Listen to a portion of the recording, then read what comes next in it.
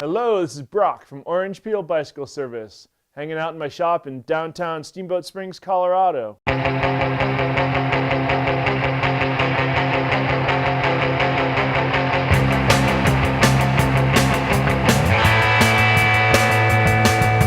Orange Peel Bikes is a full-service shop for repairs, sales, advice, good things bike.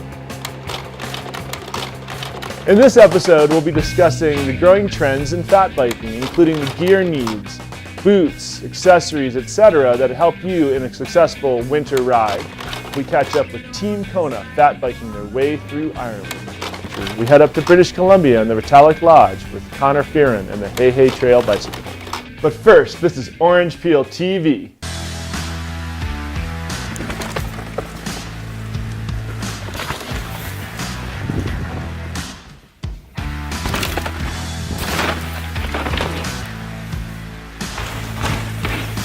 Stay tuned for more Orange Peel TV.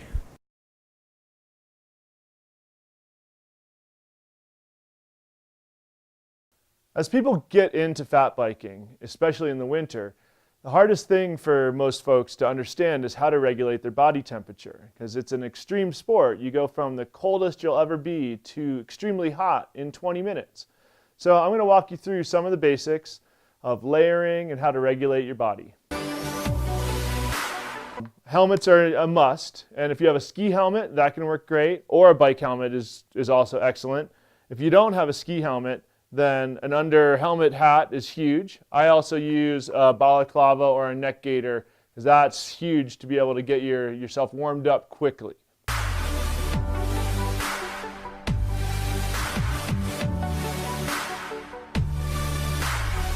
To regulate body temperature, proper layering is essential for fat biking. It's a highly aerobic sport, and so you'll go from cold when you start to sweaty in 15 minutes.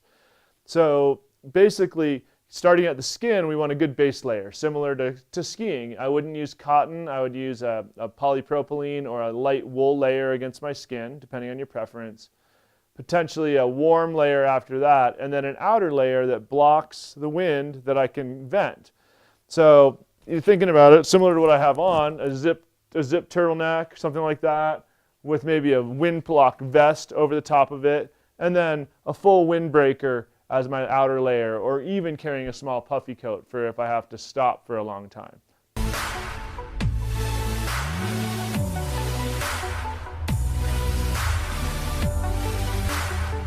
Really, the hardest piece of the fat biking clothing puzzle is your extremities. Your fingers can get really cold hanging on the handlebars. Your toes can get really cold down pedaling zone. So there's been a few products that have been developed over the years that have really helped with that.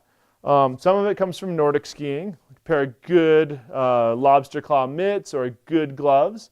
I actually carry 2 pairs of gloves when I go fat biking, a thin pair for when I'm sweaty and a thick pair for when I'm stopping or perhaps descending, and then fat biking boots. These are essentially a winter boot, but with the stiff sole that you need for cycling. And this particular model actually has a cleat plate for if you'd like to clip into your shoes, depending on your preference there. There's several models and makes out there, but really it's a highly insulated boot with a foam layer between your foot and the cleat, which is metal, so that kind of gives you an insulation layer, keeps you warm. To me, this was the biggest development and allows me to stay out longer because my toes were always getting cold when I was riding in regular shoes, even with proper socks, etc. So that's been a huge improvement. If you get into fat biking, invest in a pair of boots and you will be happy.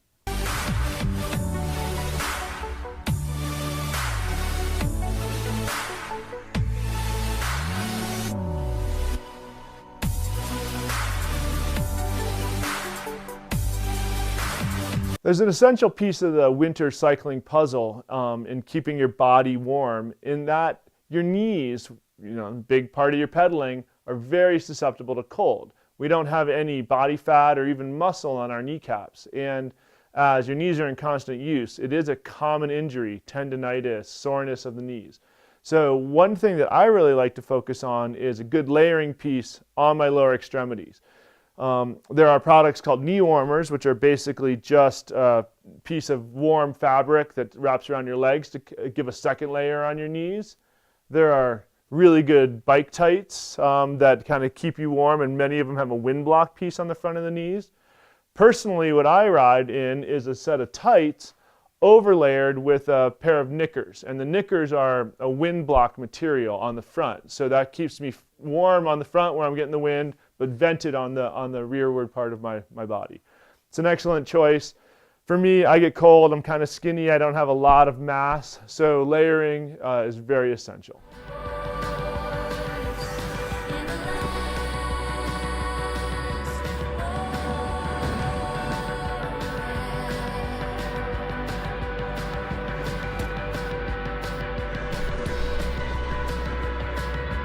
Arguably, my favorite piece of the winter cycling puzzle has been solved with a product known as pogies, for a better word. And basically what these are hand warmers. They go over top your handlebars and your hands slide inside. They can allow you to ride in a much thinner glove, so you still have feel on the levers and the shifters, etc., but they keep your hands out of the wind, and these are actually insulated.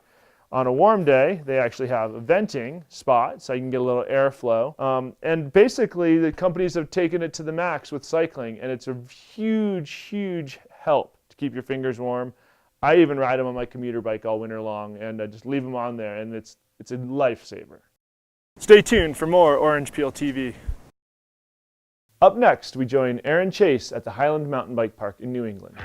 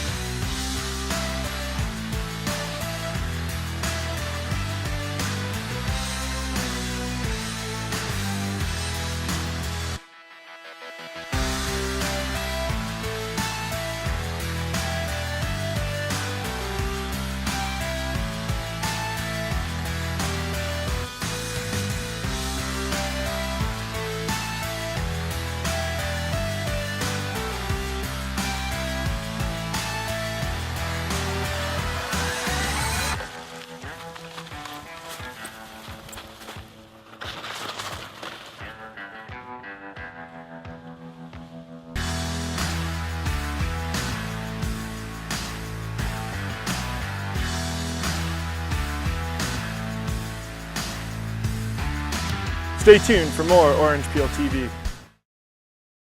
In this segment, pivot rider Taylor Lydon takes us through the technology of the Pivot Less. When it comes to racing cross-country and endurance events, the new lighter, stiffer Pivot Less is a game changer for me. As an endurance athlete that races in events that last with 24 hours long, I really noticed the comfort and ride quality of a carbon frame that leads to less fatigue and a better time on the bike. The Less has incredibly fast and confidence-inspiring geometry. With the new boost rear end, it adds rear wheel stiffness and better power transfer. The new frame is fully Di2 compatible, utilizing the pivot cable port system, which internally routes all wires, leading to a clean-looking frame. Les was designed from the ground up for compatibility with both 29 and 27.5 Plus wheels. The Plus wheel gives the bike a whole new attitude and is a great way to change up riding styles. Plus size is also a great option for winter training when the trails are less than perfect.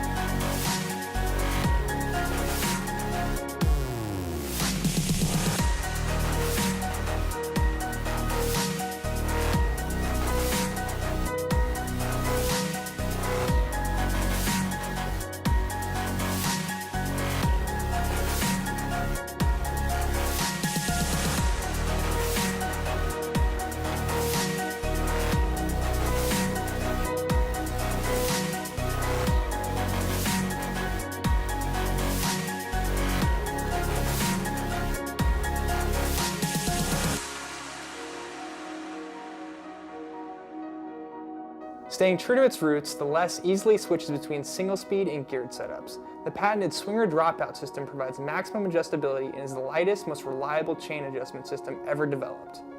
With the sport of mountain biking adding bigger lines and more technical descents, it's great to have a hardtail that I can trust. Stay tuned for more Orange Peel TV.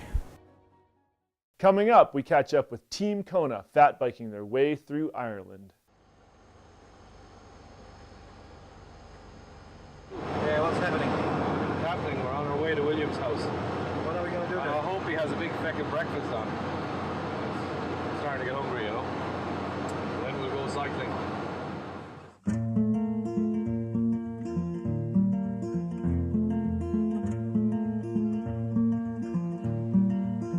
Well, there is something about the quiet, uplifting laughter. You just spent so many years chased by a cloud. This is myself and Gary Davern, and we're just about to head off on a micro-adventure to East Clare. It's a front door adventure, so we're heading from the door of the house on the bikes, getting rid of the cars, getting rid of the motorways, getting rid of the Burger Kings, and just seeing what happens. So what do you think, Gary? Well, I'm on for it. Maybe sick as a dog, but it'll be a bit of a laugh. Yeah. So we don't know what's going to happen on this adventure, but we're going to give it a blast anyways, and have a few nice spots to kind of hit on the way. You said all the time it needs to take, and all the time there's a shiver from some fallen tear. But is it honest like a fallen log to dream of things like a little river to the golden ground?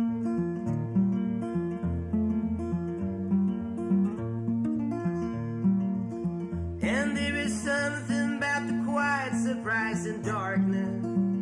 You just sing about your own death in your closet.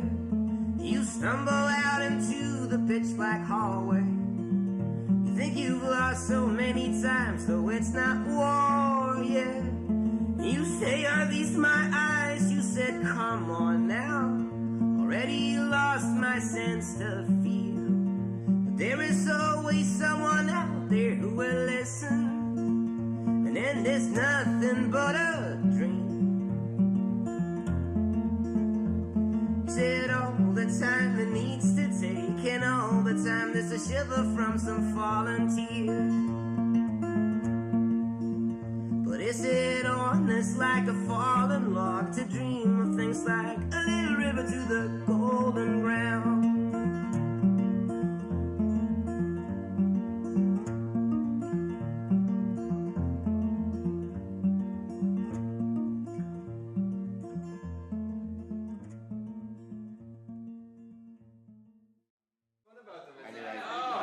Happy days in Mount Shannon.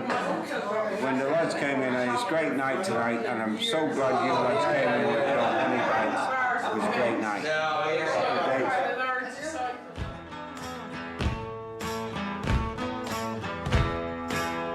You have forsaken all the love you taken, sleeping on a razor that's lower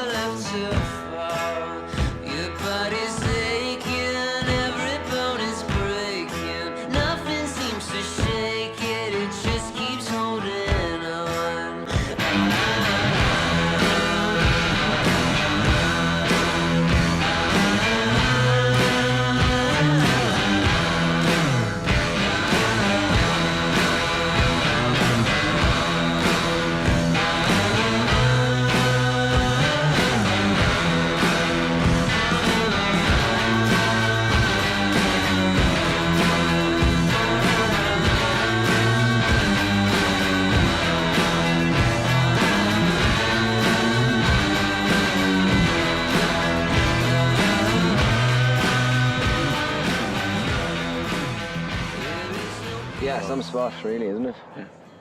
So it's amazing what we managed to do in our 24 hours as we left the house yesterday morning.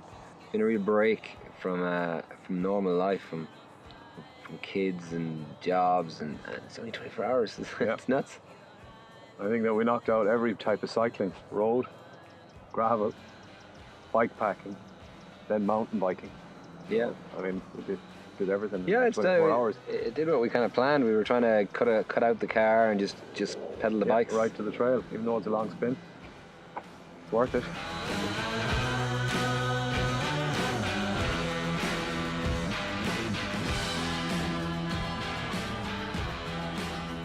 Stay tuned for more Orange Peel TV.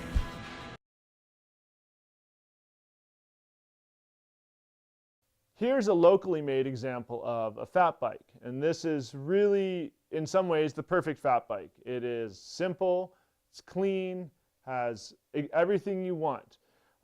Luckily, we have some good experience here with snow, and our local frame builder of Moots I've been at the epicenter of fat biking since its origins. This model, called the Frost Hammer, is Moots' most versatile snow bike, and basically it has clearance for the fattest tires that are made currently on the market. The tire width is what fat biking is all about, especially in soft snow conditions like we have here in northwest Colorado. The more tire volume you have, the more you can float on the soft snow. And so this particular bike has clearance for 5-inch or maybe even more as tire sizes develop more. But the bike is still quite light. It's made out of nice materials. We also try to do things with very simple drivetrains. So the shifting and crank and chain mechanism is simplified because we don't want things to freeze up. This bike has only one chain ring. It's quite small because you're really pedaling fairly slowly in the snow. We've actually chosen a twist shifter, which aren't as popular in the dirt, but off-road in the winter, you might be wearing a big set of gloves, maybe even mittens, and you can always shift a twist shifter with mittens. That's not a requirement, but it's something that personally I've chosen for this bike, and it works quite well. Otherwise, the rest of the bike is all normal stuff. You run your favorite seat. You can, really think about most of the other parts will transfer over to a bike. But fat biking, clearance for big tires. And so the bike has to be made with that in mind. So it's specialty forks, specialty frames. Other than that, it's a regular bike. It rides like a regular bike.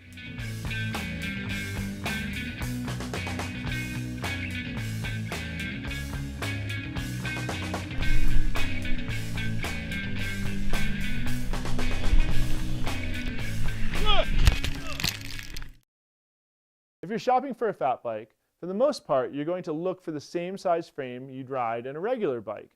Your basic fitments of your reach and handlebar width and stuff are going to feel quite similar. But one thing to look for is potentially a little more what we call standover clearance, because if you think about it, when you're standing in snow, you might be ankle deep or more down in, and so we need a way to get up onto the bike easier. So most fat bikes might have a lower stance in this regard just to enable you to get on and off of it in the soft conditions. Stay tuned for more Orange Peel TV. Finally, as we're getting ready for the snow to fly in the high country, we head up to British Columbia and the Retallick Lodge with Connor Fearon and the Hei Hei Trail bicycle.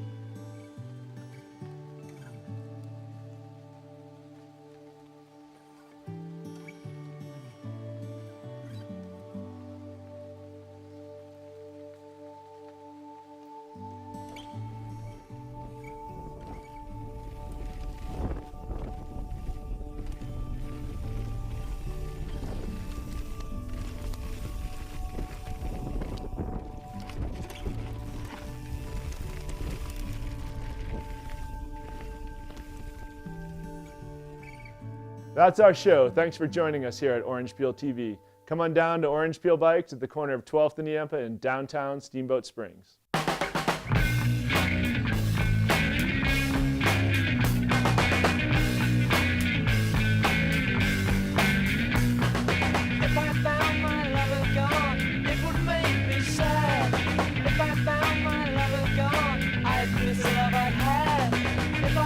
She left me now, sailed across the sea.